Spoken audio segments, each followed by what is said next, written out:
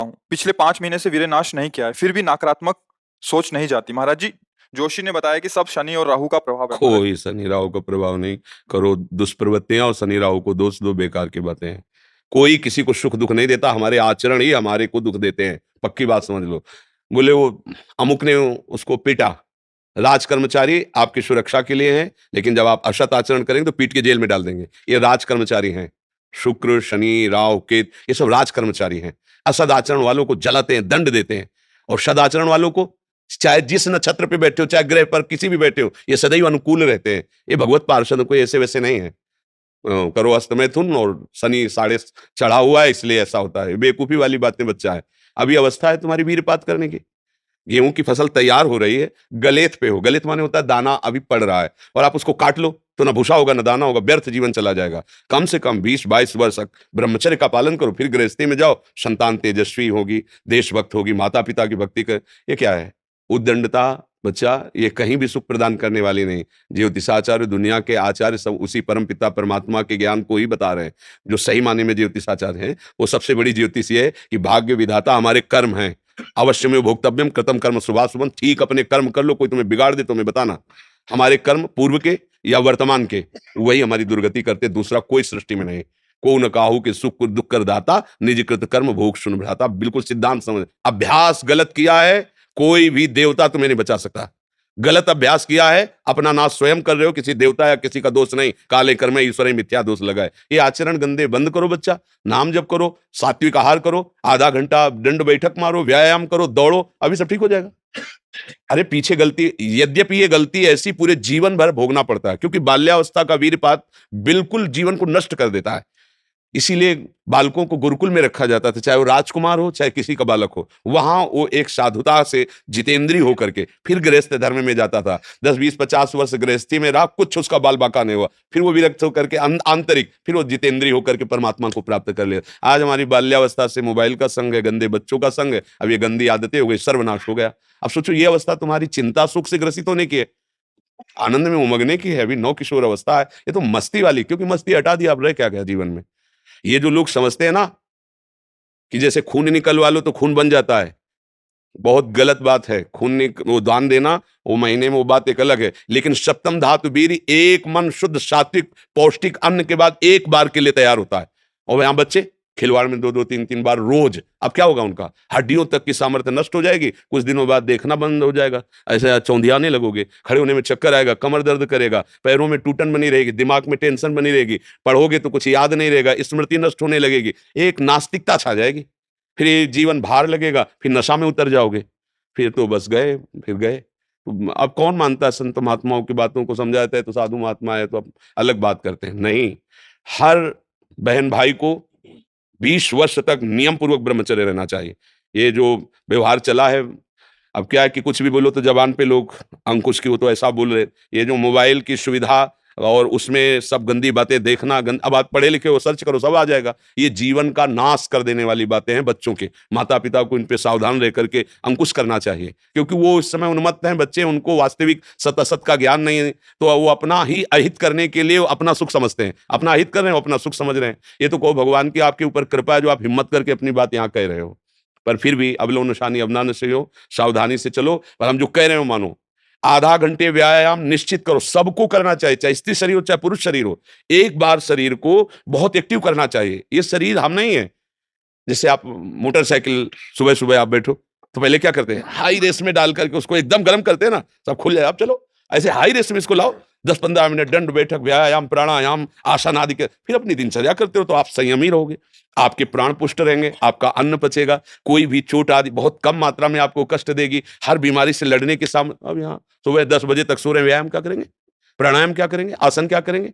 सूर्य जिसके सोने पर उदय हो गया, उसकी आयु बुद्धि स्त्री कांति सब क्षीण हो जाती। कौन मानता है? रात्रि के 2-2 3-3 बजे तक जगना और सुबह 10-11 बजे तक सोना, ये दिनचर्या है। तो हमारी राय है सात्विक भोजन कीजिए और व्यायाम कीजिए। करते हो व्यायाम? है? हाँ, कभी ये कोई ऐसा तो, और कभी कभी जो व्यायाम करते हो बीमारियों का निमंत्रण देते हैं। आज आप लगाओ 20 दंड और 50 बैठक और 5 दिन छोड़ दो, पूरा शरीर दर्द करेगा। फिर लगाओ, फिर वह दर्द करेगा। रोज अगर नियमित करोगे तो वही पच करके आपके शरीर को पुष्ट करेगा। ये शरीर दुर्लभ बात है, दुर्लभ हो मानुषो देहो, लेकिन एक क्षण में नष्ट हो जाने वाला है। इसकी दुर्लभता है, संयम नियम से चलकर स्वरूप बोध कर लो या भगवत भजन करके भगवत प्राप्ति कर लो। अगर ये नहीं तो फिर क्लेश ही क्लेश, अशांति ही अशांति है। अभी सावधान हो जाओ। बिगड़ तो गया, अब ये नहीं कह सकते कि अभी कुछ नहीं बिगड़ा, बिगड़ गया। अगर कभी 25 वर्ष के बाद गलती हुई है तो हम उसे कह सकते हैं कुछ नहीं बिगड़ा, क्योंकि तुम्हारा पुष्ट है जीवन पूर्व से, अब आगे बढ़ो। लेकिन बच्चापन से ये जो रोग लग रहे, 13-14 वर्ष का बच्चा है और उसकी हालत ये है कि उसे वैद्य के द्वारा औषधियां दिला करके उसे ठीक करने की चेष्टा कर रहे हैं। क्या हुआ? ये 13-14 वर्ष की अवस्था, इसमें तो उधर वृत्ति ही नहीं जानी चाहिए, मस्ती होनी चाहिए, एक अलौकिक मस्ती, ये किशोर अवस्था है। पर आचरण और संग ऐसे हो गए कि अब कैसे कहें। सात्विक आहार करो, व्यायाम करो और थोड़ा भगवान नाम जप करो। माता पिता के चरण छूते हो? नहीं, माता पिता के चरण नहीं छूना, माता पिता की अवहेलना करना, कहां से बुद्धि आएगी?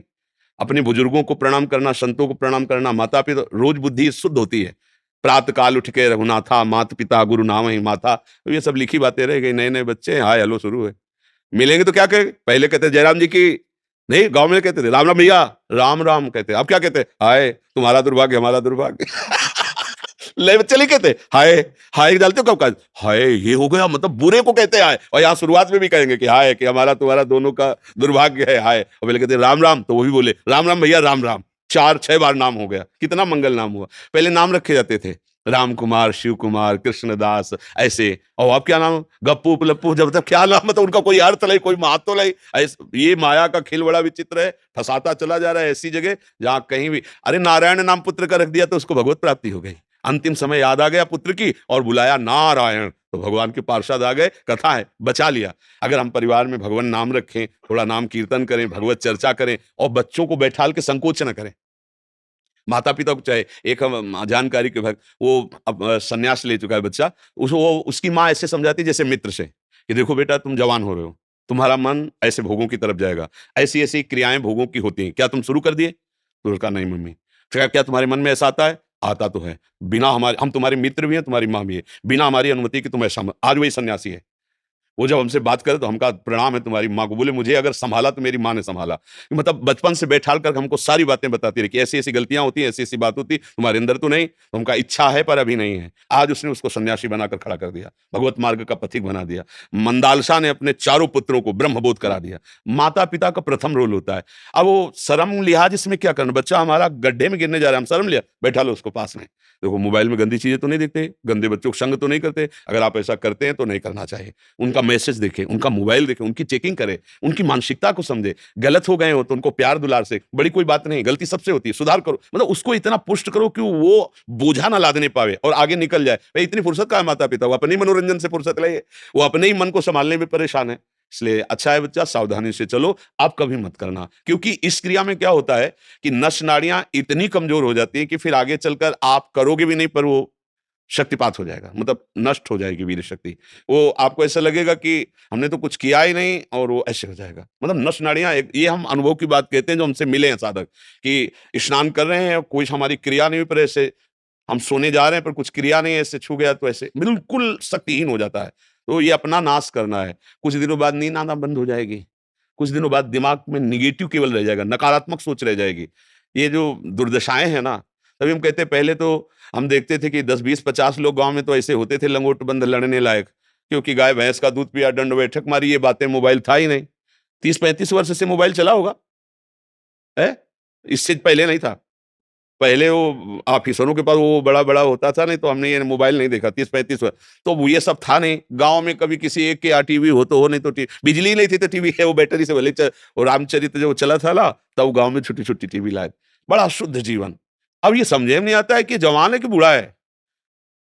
कपड़े जैसे बांस के डंडे पे कपड़े पहना के खेतों में नहीं खड़ा किया जाता, बिल्कुल ऐसी सीन है, गाल चिपके हुए हैं, जांघों में मांस नहीं है, छाती में मांस नहीं है, और अपने को मतलब विश्वात्मा स्वरूप समझ रहे हैं, अपने को अहंकार में बलवान समझ रहे हैं, विद्वान समझ रहे हैं और अपना जीवन नष्ट कर रहे हैं।